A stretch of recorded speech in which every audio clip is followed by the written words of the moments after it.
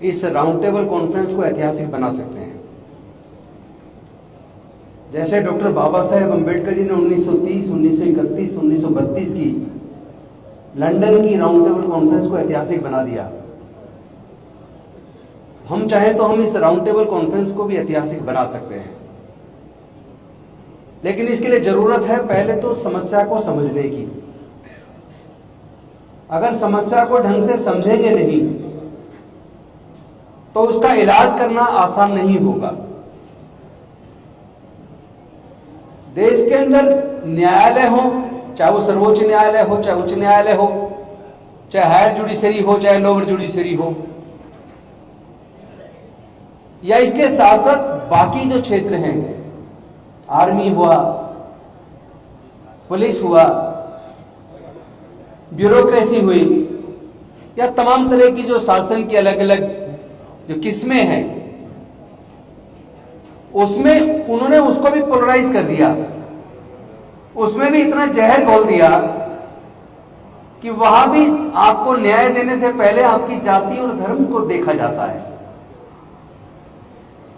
अगर न्याय देने वाला व्यक्ति, न्याय केवल कोर्ट के माध्यम से नहीं होता बल्कि प्रशासन के माध्यम से भी न्याय होता है, तो न्याय देने वाला व्यक्ति अगर मन में यह तय कर ले कि मुझे न्याय केवल पर्टिकुलर धर्म में से भी पर्टिकुलर जातियों को देना है, इसका मतलब वो केवल 12% लोगों को सब कुछ देना चाहते हैं। देश के प्राकृतिक संसाधनों पर भी 10 से 12% लोगों का कब्जा है। देश की हाईकोर्ट, सुप्रीम कोर्ट पर भी 12% का कब्जा है। देश के सारे संसाधनों पर 12% का कब्जा है।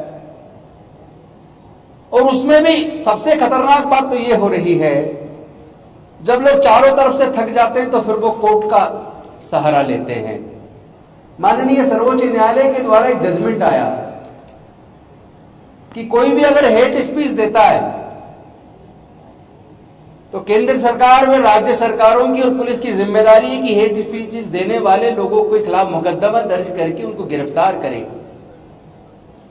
पहले तो मैं ये पूछना चाहता हूं इस राउंड टेबल कॉन्फ्रेंस के माध्यम से, क्योंकि आज के डिस्कशन को लिपिबद्ध करके देश के राष्ट्रपति जी के पास भी भेजा जाए, देश के प्रधानमंत्री जी के पास भी भेजा जाए और उनसे पूछा जाए कि सर्वोच्च न्यायालय के इस जजमेंट को आज तक लागू क्यों नहीं किया गया।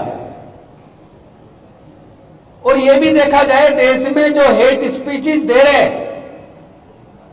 हेट स्पीचेस देने वाले कितने लोग गिरफ्तार किए और जो लोग हेट स्पीचेस के मामलों में गिरफ्तार हुए उनकी जाति और धर्म क्या है। तो आपको समझ आएगा कि जो केंद्र में सत्ता में बैठी पार्टी है उसके नेता सबसे ज्यादा हेट स्पीचेस खुलेआम दे रहे हैं। खुलेआम भारत से मुसलमानों को, क्रिश्चियंस को और बौद्धों को कत्लेआम करने की बात खुलेआम बोल रहे हैं। तो उन लोगों पे हेट स्पीचेस का मुकदमा दर्ज करके उनको गिरफ्तार क्यों नहीं किया जा रहा? तो क्या ऐसा तो नहीं है कि सरकार के संरक्षण में ही आतंकवादी पैदा किए जा रहे हो? कहीं ऐसा तो नहीं है पर्टिकुलर माइंडसेट के लोगों को ट्रेनिंग तो नहीं दी जा रही? क्योंकि ऐसा क्यों है कि एक अपने आप को साधु बोलने वाला व्यक्ति उत्तराखंड में कहता है अभी हम तैयारी कर रहे हैं, हम पैरेलल आर्मी बना रहे हैं, उसके बाद हम कत्लेआम करेंगे। उनके शब्द हैं कि हम मुल्लों को उत्तराखंड में रहने नहीं देंगे, हम बौद्धों को और ईसाइयों को उत्तराखंड में रहने नहीं देंगे। वो मन में तो उसके सिख भी था, वो जानबूझ के नहीं बोला, चूंकि पहले एक को काटो फिर दूसरे को फिर तीसरे को फिर चौथे को भी काट लेना। तो ऐसे लोगों की गिरफ्तारी कभी होगी या नहीं होगी? तो ये आतंकवाद की ट्रेनिंग देने वाले इस तरह के लोग, उसमें भी क्या उन पर कार्रवाई करने से पहले उनकी जाति धर्म देखा जाएगा?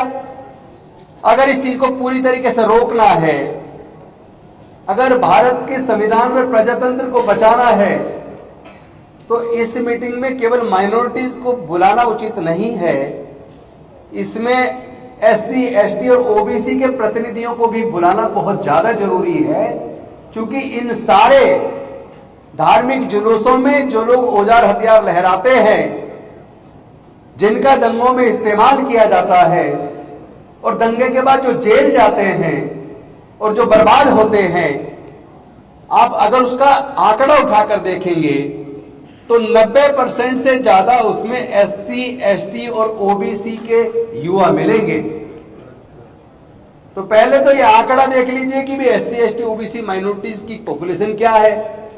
जैसा आप बता रहे थे कि भाई 20% माइनॉरिटीज के लोग हैं, तो क्या 20% में 17% को भी हम एकजुट कर सकते हैं? पहला सवाल। अगर हमने 20 में से 17 को एकजुट कर लिया कि ये 17% लोग अब इस देश के संविधान और प्रजातंत्र को बचाने के लिए एकजुट होकर एक राय से काम करेंगे मिलकर। और दूसरा, एससी और एसटी दोनों को अगर जोड़ लिया जाए तो इनकी जनसंख्या कम से कम 28% है। इस 28% में से 20% भी अगर ऐसी फोर्सेस का साथ देना बंद कर दें, हम उनको रोक पाएं कि हमारे एससी, एसटी, ओबीसी के बच्चे, अभी केवल एससी एसटी की बात करते हो, चूंकि 28% एससी और एसटी है, कम से कम 28%। अगर ये एससी और एसटी के 28% बच्चे या पूरी पॉपुलेशन का 28% में से अगर हम 20% को भी उन फोर्सेस को जो दंगे करवा रही हैं, जो नफरत फैला रही हैं, अगर उनके धार्मिक जुलूसों में भेजना बंद कर दें, अगर उनको आरएसएस, बजरंग दल, विश्व हिंदू परिषद में जाने से रोकने में कामयाब हो जाएं, और ओबीसी की जनसंख्या अदर देन मुस्लिम ओबीसी वो तकरीबन 42% है, अगर उस 42% को में से हम आधे को भी रोकने में कामयाब हो जाए, 21% को भी, तो आपको पता लगेगा कि ये आरएसएस, बजरंग दल, विश्व हिंदू परिषद की नफरत की दुकानें बंद हो जाएंगी, वो चलेगी नहीं। क्योंकि कहीं भी आप देखिएगा दंगे में इनके नेता, जिनके बच्चे विदेशों में पढ़ रहे हैं या फिर भारत की बड़ी यूनिवर्सिटीज में पढ़ रहे हैं, वो बच्चे कभी दंगों में इस्तेमाल नहीं होते, वो बच्चे कभी धार्मिक जुलूसों में भी नहीं जाते, न इनके नेताओं के जाते, न इनके अफसरों के जाते, न इनके व्यापारियों के जाते। तो जिस दिन इनके धार्मिक जुलूसों में, इनके आरएसएस, बजरंग दल, विश्व हिंदू परिषद में, आरएसएस के अंदर, इनके तीनों संगठनों के अंदर एससी, एसटी और ओबीसी के लोग जाना बंद कर देंगे, उस दिन इनकी नफरत की दुकान मैं गारंटी के साथ कह सकता हूं बंद हो जाएगी। खासतौर पर मैं मुस्लिमों को कहूंगा, आपको बुरा लगे तो लग जाए भाई, मुझे तो कहना है, आप लोग अपनी महिलाओं को इस आंदोलन में शामिल कब करेंगे? पहली बार आपने साइन बाग में किया, नाक में दम हो गया था। आपने संविधान हाथ में लेके शांतिपूर्वक तरीके से, ईमानदारी से संगठन चलाया, तो केंद्र सरकार को उल्टा पड़ गया। मतलब उनके लोग वहां औजार हथियार लहराने लगे। उन्होंने उसको तोड़ने के लिए क्या क्या नहीं किया। उन्होंने युवाओं को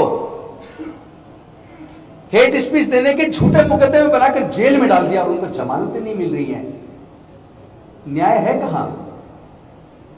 न्याय की कुर्सी पर बैठने वाले व्यक्ति के चरित्र में अगर न्याय नहीं है, चाहे वो नीचे की जुडिशरी का जुडिशियल ऑफिसर हो, चाहे माननीय सर्वोच्च न्यायालय का जुडिशियल ऑफिसर हो, अगर उसके हृदय के अंदर न्याय की भावना नहीं है तो आप उससे न्याय की उम्मीद मत करना। लेकिन ध्यान रहे, ये लड़ाई विचारधारा की है। इस लड़ाई को औजार हथियार से नहीं लड़ा जा सकता।